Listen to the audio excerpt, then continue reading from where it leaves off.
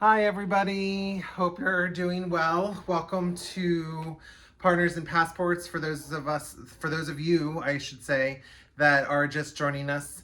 My name's Justin, and this is Taz. Hi.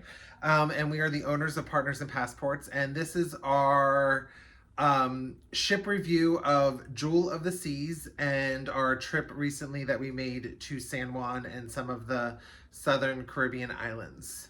On our first ever Royal Caribbean, as most of you know, we are die-hard Carnival cruisers, but we've decided to branch out and try other cruise lines. Um, so we decided to give Royal Caribbean a try with a couple of our friends, and this is our review of basically the entire cruise, from excursions to the boat to the activities, all of that. So we first of all the boat Jewel of the Seas again. So Royal Caribbean's Jewel of the Seas left out of San Juan, and let me just start off by saying if you ever get a chance to go to Puerto Rico, go to Puerto Rico. It was a beautiful city. We went in a day before, and Not enough enough time. time. So we literally flew in, and we went to our hotel. Now there was a lot going on in the city. So there were actually like 6 ships one day and 7 ships the next day that were coming into San Juan. Was it really So that much? it was, yeah, because Oh. I overheard several people talking about it. And We are finding this out in real time. yeah, so it was very busy in the city. But the reason I say that is that we stayed at a place called Dreams in a section called Miramar. So it was called Dreams Miramar, and great price. Well, I should say decent price. It was still kind of expensive, but for what we got, I was not impressed for the price that we paid. So I would picture like an old school dormitory that was made into That's a fair assumption. rooms. Yes. Yeah, like into a hotel. And so our room originally, so when we first booked this, it was me and 2 of our friends, Mista and Eric, who were going, and then Taz was able to get off work and join us last minute, Very last minute. I think I like joined a week prior. two, Yeah. 3 weeks prior to actual sail date. If that was that. Yeah. And so the room that I had picked just for Mista and Eric and I, for one night, so it was a one night prior to getting on board the ship, was a queen size bed and 2 bunk beds. The room was tiny. So, and the bunk, and very cold if you left the AC unit on. Mhm. So, Taz, because of him being warm blooded, slept on the top bunk. Yeah. Also, I'm not going to climb up on the top bunk. Nope. And Eric and Mista had the bed, and Mista and Eric froze. I froze a little bit, and Taz was like in his I leg. was fine, but I was also literally right underneath the AC vent, so it more or less blew over me. Onto all of us. Um, Yeah, so it was So very I cool. was content, but I was also too tall for the bunk bed. Yeah. But also keeping in mind the bunk beds were most likely obviously made for children. So it for one night it served its It purpose. served its purpose, but I wouldn't book with them again just because the way that their website looked, it was again, this is Dreams Miramar. It looked very boutique-esque. So I was thinking, for those of you in this area, I was thinking like Lancaster Arts Hotel, or something along, or like the Belvedere Inn, like something along those lines. Even though the Belvedere Inn is now a restaurant, that's predominantly. But that's what I was expecting based on their website and their reviews, not in person what it looked like. So I was very disappointed with that. But San Juan in general. So we were staying in Miramar, and we went that afternoon and evening into Old San Juan. Beautiful city. And that is where you should probably spend most of your time. Very walkable to a lot of things to do, from escape rooms to forts to visit to museums to restaurants.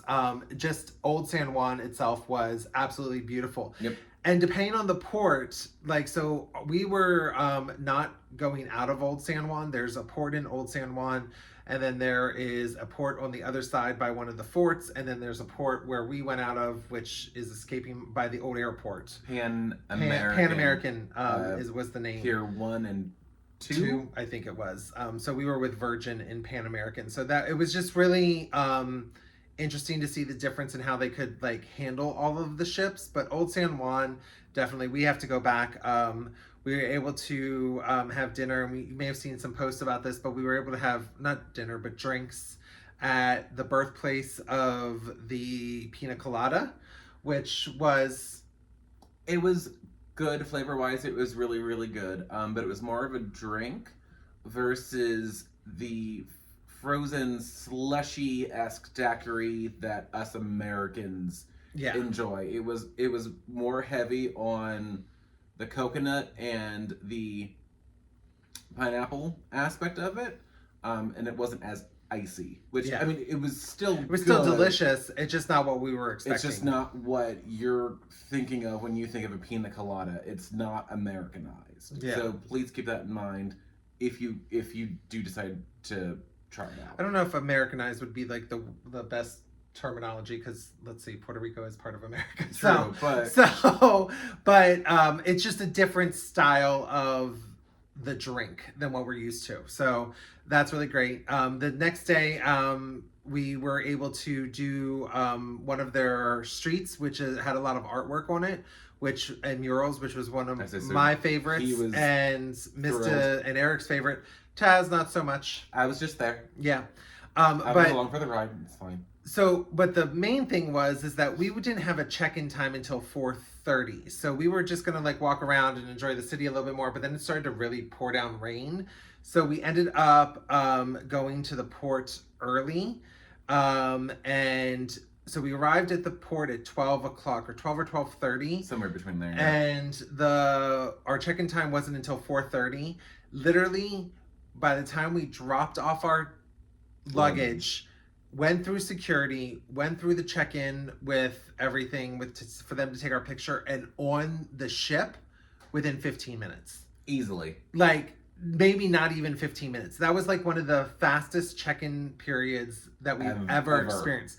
Now, I will say, for the Pan American Pier, the terminal itself is very tiny. There's no waiting area. So as soon as you get through security, you exit the building. Well, not really exit the building per se, but you go up the escalators and you're on the ship. There is no holding space. There is no waiting area. They had a little small sitting area there, but it probably held 100 people, if that. Yeah. And when you're talking for a boat of 3,000 people, definitely not what we're used to seeing with Carnival. Now, we've done some smaller smaller terminals, but there's always been a good number of seats available. I would compare it to the Jacksonville terminal that Carnival goes out of, which I just went on the Carnival Elation, but that still had probably seating for like 300 people versus the 100, if that. I don't even know if there was 100 seats there. I don't even know that, but so it was just really interesting to see the smaller terminal and to be on the ship within like 15 minutes. It was like crazy. 4 hours ahead of our check-in time, which was awesome. Yeah. And then once we got on board, the ship is beautiful, very, very beautiful. We were brought on board on deck 5, which has like the shops and the entrance to the theater, the art gallery. Our favorite place on the ship, Cafe Latitudes, in my opinion. Well, at least my favorite place, because that's where they kept me caffeinated throughout the whole time. We meet friends with all of the baristas, all 3 of them. Shout out to Jekka, G, and Charisse. Yep. You know, on Brilliance of the Seas. I'm sorry, Jewel of the Seas. I'm sorry, I'm going on the Brilliance here next year. But Jewel of the Seas. But shout out to them. And just the layout itself, very easy to maintain and find things. Very accessible, this is walkable. This is a smaller Royal Caribbean ship, so it does not have the Central Park, which a lot of the bigger ships have, which is like the open concept in the center of the ship. It was like a smaller Carnival ship. I compare it to the Legend. I would compare it to the Legend a little bit, where you have the Centrum or their atrium area, and then that was throughout the whole Open all the way up to deck 12. 11, deck 11, 11 or 12, 12. that you could see all the way down through. And then deck 5, you had, like I said, the theater and the shops and the art gallery, as well as Cafe Latitudes. They also had the cruise next area there. And then on deck 6, which was a deck higher, is where all of the smaller bars were. So you had the Schooner bar, you had the Schooner. Bar. Kept calling it the Schooner, but Schooner. it's Schooner. And the wine bar, and then you had, which is called Vintages, and then you had the Safari Club Lounge and the casino. And the casino. So our favorite places were Schooner and the Centrum, I guess, and Cafe Latitudes. Yeah, the Centrum is where like all the activities happen. They had an 80s party. All of their dance parties happened in the Centrum, which for us was weird because we're used to all of that being up on the Lido deck by the pool. However, Jewel of the Seas, their Lido deck is very tiny and very tight, so they didn't give you a lot of room. Now, our room was on deck 4, and the Centrum is located on deck 4. So we literally had to take the long way around to get to our room pretty much every night. I was also a little concerned with the sound traveling down the hallway, which surprisingly, not that bad. Not that big of a deal, which was a very, very pleasant surprise. And we'll do another comparison between like Carnival and Jewel of the Seas, but one of the things that we noticed right off when we got into our room was that it was much smaller. Yes, it wasn't as wide. It wasn't as wide. Or deep, I guess, is what you should say. As Carnival. So we were, but it is an older ship, so that is to be expected. We were taken back by that, because even I would say there was more room on, if we're comparing Jewel of the Seas to Legend, the Carnival Legend, I would say the Carnival Legend has more room in their absolutely in their rooms. Absolutely. One of the things that we really did appreciate with Royal Caribbean versus Carnival, and we'll go into that, is the mobile app. The mobile app was available to us 30 days prior, and then 2 weeks prior, we were able to see all of the activities and the themes that were going on throughout the ship. Yeah, so you were able to pick your shows, see the themed events, because I know Royal is huge on their dress codes for every night. It's not necessarily an event like on Carnival, because Carnival has like their white party and some other activities. These are more like dress codes, or like suggested dress codes. I would just say themed night dressing, so that you can dress in the theme if you want to, and you know how to pack. So with that having been on the mobile app 30 days prior, you have that, and well, between 30 and 2 weeks prior, because some things were on 30 days and then more of it showed up 2 weeks prior. More of the details were closer to. So you got to know what you could pack and everything like that. So we really appreciated that. As far as like activities, lots of more activities. One of the things we complain sometimes about is that on Sea Days on Carnival, it's just trivia. And there were more activities other than just trivia. There was the art auctions or the arts things. There was things going on in the casino throughout the Sea Days. There was things going on. There was a sushi making class, a cupcake making class, a candy sushi class, a bracelet making class. Now that was for the teens. Okay. The bracelet making class was for the teens, but talking with Taz's parents, we were able to hear that Celebrity, which is the sister company of Royal, did something very similar, and it was open to all. So maybe if we had gone to it, but it said that it was in the teen area, so we didn't go to it. But it just felt like there was more things to do through their wider range of things to do. And versus Carnival, which is like trivia. Their trivias were like 2 trivias, and then there was a break, and then there was something else. Or they had musicians playing, which was really nice. One of the things they did not have was comedians out of San Juan. and which we found out why. Out of San Juan, a bulk of their clientele obviously speaks Spanish, because all of the announcements were made in Spanish, but the comedians, they don't have any, because that way half of their clientele isn't missing out on the fun. So they just don't have comedians on sailings out of San Juan, but they do through other sailings throughout other ports in the States and abroad. One of the other things that was a big thing that I noticed right away, being from a theater background, and even Taz being from a theater background, the production of the shows. Hands down. Amazing. Like Broadway-esque style production of shows. One of the nicer things is that they had 4 lead singers, and then, was it 8? 8 backup dancers. 4 male, 4 female. So you had production style and levels versus Carnival, which only has like up to 6 or 8 people on the I think total. Traditionally, it's 8. And they have the larger classes on Carnival might be more. Yeah. So like that's just one thing that we noticed right away. The production style was like amazing, and check out our personal pages if you want to see pictures and things like that. We had some great stops. We ended up going to St. Thomas, St. Martin. We had a redirect. We were supposed to go to St. Croix, and we couldn't because of weather, so we went to St. Kitts instead, which we were very excited about. We were more happy about St. Kitts than we were St. Croix, Dominica, and Barbados. So those were the 5 ports. St. Thomas? St. Thomas, beautiful port. Now, we didn't dock downtown. There wasn't a whole lot to do right where the ship docks. So you did have to take a taxi to downtown, which was $7 a person. Yes. Oh yeah, because it was a taxi for $7 per person to downtown, and then we're like, oh, that didn't seem too far, so we thought we would walk back.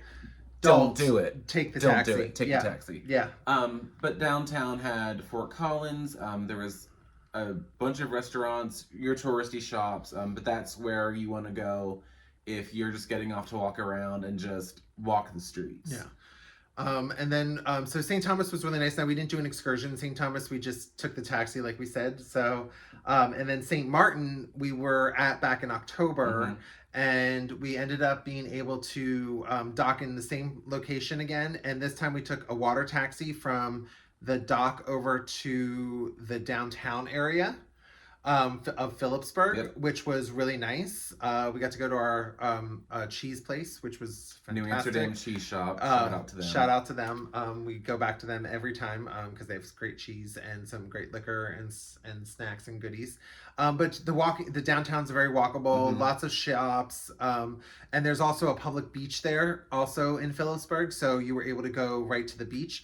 Now, one thing I did not appreciate was that like literally the moment you get off the taxi, there are people from the beach trying to wanting you to purchase. It's a lot. Like chairs and umbrellas and packages and drink packages with them, which I get it. Tourism's like their number one thing to do there in St. Martin, so that they rely on tourism. So I get it, but it was very pushy. Same with the taxis. Very, very pushy. But, overall, we enjoyed St. Martin and we would go back. Oh, absolutely. In a heartbeat. We love that port. It's a really nice port. Then we got to St. Kitts, and we were able to introduce our friends that went on this boat with us to Nature's Paradise Tour Company, which is a tour of the entire island. And then they drop you off at a beach if you want to, and they'll come back and pick you up. Or they bring you back to the ship right away. So shout out to Nature's Paradise and Moses. Yep. Once again, and this time Moses, who is the owner of the company, was our tour guide. And what was really nice is between our October tour of this island and Moses's tour, similar stops but different stories. So you got to hear different aspects, some of the same information but different stories about the island, 2 totally different. So I would definitely recommend them once again. So great job, Moses, and shout out to Nature's Paradise once again. And then we went to Dominica. We've never been to Dominica, so this is our very first time there. Again, beautiful island. I took so many pictures, you would have thought I was a botanist. We took an excursion that took us to the Emerald Pool, I believe it was. Yep. We sat in a small bus, in the back, not the most enjoyable seat, to be honest. For Uh, tall people like yeah. us. Yeah. The streets were very windy. If you get motion sickness, you need Dramamine, or maybe if sitting in the front seat works for you, try that. But the streets were very windy. But the pool itself was beautiful. Yeah, because we got to go into like their part of their rainforest where the pool was, so it was really nice to see that and to hike to the Emerald Pool. I talking about the windy roads, like I'm not a motion sickness person, but I got sick. So coming back, and it was more so the quick turns down the smaller streets and like the quick sudden stops. Yeah, because So just make sure you like keep that in mind. the roads are barely Yeah. wide enough. Yeah. Like two vehicles just fit, but also don't they No. drive on the left side? Yes, I think so. Yes. So that also plays a little bit of a mind trick on you. Yeah. Um, And then our final stop was Barbados, which was Taz's mom, Mick. So shout out to Mick. And Jason went there on their honeymoon. I mean, And 20 some all we years ago. heard was Barbados is like crazy, is like amazing, amazing, amazing. We found out later on that it was amazing because she was drunk, and with some really cool people that they shared common interest in. So shout out to Mick for that. And we're gonna party with her in Barbados last time because Yeah. our We experience did in not do it Barbados correctly. was not the best. We ended up deciding to just get a taxi. But there was a German ship in port with us from Aviva, Ada or Ada, Aida. Aida. Just Cruise like the Lines. musical Aida. Yeah. And we ended up being on a cruise with or a tour with a bunch of German tourists from that. So the driver, where he was a great, very informational, did not drive the best. I'll be very honest with you. And once again, very windy roads and Mhm. like took us through places, but tried to speak German because he thought the whole bus was full of, and taxi was full of German tourists. And most of the tourists on the bus did speak English. German, however, or did speak English, I'm sorry. However, they were not very Yeah. social, so I don't know if that's just part of their culture because they're paying for Yeah. a tour, so they're not going to talk while somebody else is talking. So it was very just a different vibe in the Yeah. taxi from our standpoint. We did get to see like Rihanna, where she grew up, and her house now, two totally different experiences. And we got to see parts of the island, just not what we were expecting. So it wasn't one of the best for us. And all of that. And then when we had a sea day coming back, which was great, we got to lay out in the sun and enjoy the boat more, enjoy the casino. One of the things we didn't really talk about on the boat was the casino. You know, for those that are new to our videos, I'm a big gambler in the casino, and this was a tiny, tiny casino. And if you wanted to get to the upper level of the theater, you had to walk through the casino Yeah. to get there and to the sports bar. But if that casino was full, you could not, you had to barely like squeeze through the casino. It was just really a tiny casino, and the way that they had it laid out for people to walk through to get to the theater. So it was just a very different. If you are a bigger person Yeah. like us, if you are in a wheelchair, if you have a It'd be cane, very difficult for you. any type of walking disability, it would be extremely difficult. There was hardly any space between the machines, like side by side, and there was hardly any space between like back to back. So right behind you, someone's playing and you're playing. So if they had their chair all the way out, there was no room. And then, you know, so that was our sea day coming back, which was great. We made some great friends and some new friends, shocker. As we always do. As we always do. So that was great to do that. We met some great people from Philadelphia, some people from Utah. On our tour in St. Kitts, we met some great people from Scotland and England and Ireland. So that was great. I made besties with them, if you know anything about me. So we made some really met some really cool people. One of the nice things that we were able to do is, because our flight was later on when we got back to San Juan, on the last day we did a tour of Old San Juan through the ship, and we actually appreciated that more because we got to see things and go to places that we did not get to see before, Before the we night got on, before, when we got on, which was nice, but we still didn't get to see everything. So like we were able to see the fort, but we weren't able to go into the fort. We were able to see some of the museums, but not go into the museums. Because the tour was very early and it dropped us off at the airport by 1:30, 12:30 1 or o'clock. Now we had later flights, so we Yeah. literally just did it to kill time. Yeah. But they took your bags directly to the airport, which is the second reason why we did this. So you didn't have to worry about Yeah. those going through the tour. But I will say this one thing: when you're flying through San Juan, the pre-check-ins area, very tiny. Because we were there at 12:30 and we couldn't check in until 1:30, so we had an hour to kill, and the security area and pre-check-in area was packed. And not a lot of sitting areas, so you saw a lot of people sitting on floors, And or not just, a lot of food options. and either. not a lot of food options. Once So- you got through security and in the terminals, plenty of seating area, plenty of eating options for you to like hang out and stuff. But their gates were very tiny. Yes. And like I experienced, I don't know if Taz through Southwest, because we flew separately on this trip since it was so last minute. I was through American, and American had 2 flights going out of our gate within 25 minutes of each other. From San Really? Juan. Yes. Oh, So no, it was my- very, my- very my crazy, gate was not very like that. strange. And there was a lot of confusion and not enough seating area there. But throughout the whole terminals, I will say at that particular gate, but throughout the terminals, it was there was a lot. So, but overall experience, we were very, very happy. And we'll cruise on Royal again. Sorry, Mick.